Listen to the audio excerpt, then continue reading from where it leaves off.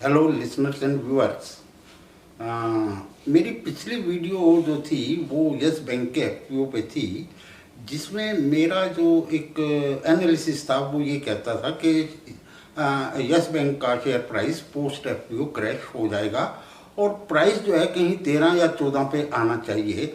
ठीक वैसा ही हुआ है। खैर उस चीज़ को मैं बहुत लंबा नहीं खींचूंगा। आज मैं आपके सामने एक कॉन्सेप्ट लेके आया हूँ जो आपने सुना होगा, टर्न अराउंड स्टोरीज। तो टर्न अराउंड बेसिकली होता क्या है कि जब कोई कंपनी लॉस से प्रॉफिट में आती है तो उसको हम टर्न अराउंड केस मानते हैं।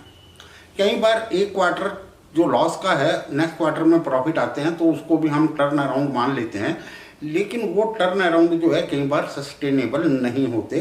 तो सस्टेनेबल टर्न अराउंड की मैं आज आपसे बात कर रहा हूँ और इस सस्टेनेबल टर्न अराउंड को डिस्कस करने के लिए मैं आपके सामने एक लेसर नोन कंपनी, जो आपने कुछ लोगों ने शायद नहीं भी सुना होगा या बहुत ज़्यादा उसके ऊपर कोई तवज्जो नहीं दी होगी, उसका मैं उसके माध्यम से आपको एक सस्टेनेबल टर्न अराउंड के बारे में बताना चाह रहा हूँ। तो इस कंपनी का नाम है ईस्टर इंडस्ट्रीज या एस्टर, ESTER इंडस्ट्रीज। तो Easter industries basically 3 line of business में है। एक है पैकेजिंग फिल्म, दूसरा इंजीनियरिंग प्लास्टिक और तीसरा है स्पेशलिटी पॉलीमर्स। तो जो पैकेजिंग फिल्म है वो फूड्स एंड बिवरेजेस या पर्सनल केयर की जो पैकेजिंग है उसके लिए पैकेजिंग प्रोडक्ट बनाती है। जो आप स्नैक्स वगैरह खाते हो वो जिस पैकेट में आते हैं वो पैकेजिंग फिल्म है। तो इस किस्म की प्रोडक्ट है। इंजीनियरिंग प्लास्टिक जो है बहुत सारी जो आपके ऑटोमोबाइल्स में इलेक्ट्रिक्स एंड इलेक्ट्रॉनिक्स के अंदर जो प्लास्टिक इस्तेमाल होता है वो ये कंपनी बनाती है। और स्पेशलिटी पॉलीमर्स के अंदर कुछ टेक्सटाइल्स के लिए, कारपेट इंडस्ट्रीज के लिए मास्टर बैचेज बनाती है। तो 3 अलग अलग डिवीज़न हैं। मेजर कंट्रीब्यूशन ऑफ रेवेन्यू जो है वो पॉलिएस्टर फिल्म से आता है। तो ये तो रही कंपनी के बिजनेस की बात। अब सवाल ये है कि मैं इसको टर्न अराउंड क्यों मान रहा हूँ। मैंने इसके पिछले 4 साल के रिजल्ट मैं आपके सामने रख रहा हूँ। 2017, 2018, 2019 और 2020। 2017 में कंपनी की सेल्स थी 773 करोड़ और कंपनी ने लॉस दिखाया था। अपने नेट प्रॉफिट नहीं था, लॉस में थी कंपनी। कोई 11 करोड़ का लॉस था 773 करोड़ की सेल पे। 2018 में सेल्स इंप्रूव हुई 825 करोड़ और यहाँ कंपनी का नेट प्रॉफिट हो गया 5 करोड़ 30 लाख। तो बेसिकली टर्न अराउंड तो कंपनी का यही हो गया था जब लॉस से प्रॉफिट में आई थी। लेकिन क्योंकि प्रॉफिट इतना थिन था कि it was very difficult to assess कि भाई ये सस्टेनेबल टर्न अराउंड है या नहीं है। फिर हम आते हैं 2019 पे, जहाँ कंपनी की सेल्स हुई 1028 करोड़ और कंपनी का जो नेट प्रॉफिट है वो 31.10 करोड़ आ गया। तो डेफिनेटली यहाँ एक कन्विक्शन आई कि कंपनी जो है अब जो है एक सस्टेनेबल टर्न अराउंड की तरफ बढ़ रही है और इसकी जो फुल फ्लैश कंफर्मेशन है वो 2020 में हो रही है।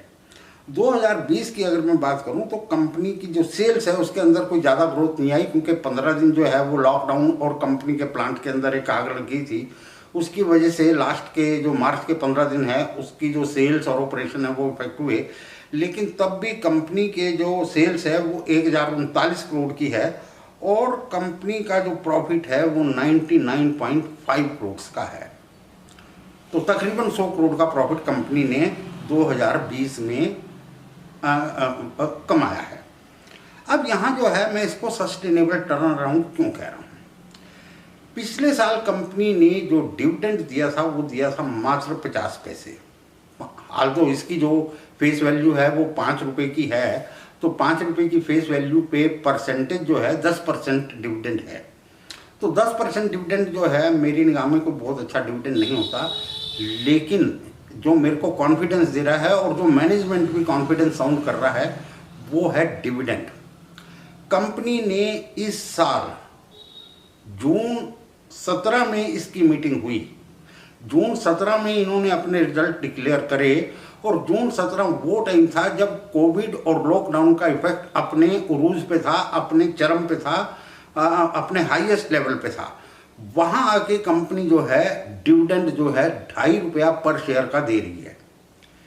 जहाँ बड़ी बड़ी कंपनीज अपने कैश को कंजर्व कर रही हैं, कैश को मतलब जो है बचा के रख रही हैं, वहाँ अगर मैनेजमेंट आके पिछले साल से 5 टाइम्स अपना डिविडेंड कर रहा है तो मैनेजमेंट भी कॉन्फिडेंट है कि ये जो ग्रोथ है ये सस्टेनेबल ग्रोथ है, हम इस ग्रोथ को आगे भी मेंटेन करेंगे। तीसरी चीज़ यहाँ क्योंकि एक जो ये लॉकडाउन और कोविड की वजह से जो एक बड़ी तलवार लटक गई है कि आने वाले क्वार्टर्स कैसे होंगे कंपनीज के, तो इस कंपनी के बारे में मैं आपसे ये बता दूं कि कंपनी का मैनेजमेंट ये कह रहा है कि क्योंकि जो पॉलिएस्टर फिल्म है वो जो है एक काइंड ऑफ एसेंशियल आइटम के अंदर वो आई, तो इनको जो है अपने ऑपरेशन चालू रखने की परमिशन रही। तो इवन अप्रैल में जब फुल लॉकडाउन था वहाँ भी कंपनी अपने पॉलिएस्टर फिल्म प्लांट को 60% कैपेसिटी यूटिलाइजेशन पे चलाती रही, लेकिन मई और जून में पूरी तरह 100% कैपेसिटी यूटिलाइजेशन पे ये प्लांट चल रहा है। तो इसलिए क्वार्टरली रिजल्ट में थोड़ा सा फर्क आपको दिख सकता है, जो कि इंजीनियरिंग प्लास्टिक की वजह से जो है कुछ ऑपरेशन के अंदर कमी आई है, तो वो आपको दिखेगा। लेकिन पॉलिएस्टर फिल्म अपना काम करता रहा है, तो जो जून क्वार्टर है वो भी इतना ख़राब नहीं आएगा, वहाँ भी आपको कुछ ना कुछ सेल्स और प्रॉफिट देखने को मिलेंगे। तो दोस्तों ये जो है एक सस्टेनेबल टर्न अराउंड है। तो कुछ फेक टर्न अराउंड्स होते हैं, कुछ सस्टेनेबल को मैं इसलिए 3 साल 4 साल को एनालाइज कर रहा हूँ ताकि आगे भी ग्रो करेगा या नहीं, ये जो इनकी जो प्रॉफिटेबिलिटी है वो ग्रो करेगी या नहीं। यहाँ एक चीज़ मैं और बता दूँ कि कंपनी इतनी कॉन्फिडेंट है, कंपनी ने 500 करोड़ रुपए का कैपेक्स प्लान किया है, जो कि 18 से 24 महीने के अंदर कमीशन होके और उसका रेवेन्यू जो है कंपनी को मिलना शुरू हो जाएगा।